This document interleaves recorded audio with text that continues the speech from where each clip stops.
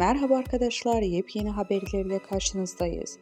Barış Arduç ile Gülse Özel tatilde Can Asya'nın deniz keyfi. Yaz aylarını Çeşme'deki evlerinde geçiren Gülse Özel ve Barış Arduç, geçen Perşembe'de Çiftlik Köyü'ndeki bir plajda kızları Can Asya ile beraber denizde girerken görüntülendi. Can Asya bir annesinin bir babasının kucağında serin suların tadını çıkardı. Gülse Özal ve Barış Arduç bebeklerini otomobil görünümlü deniz aracı Jet Car'a bindirdi. Barış Arduç kızını bir an olsun kucağından bırakmadı.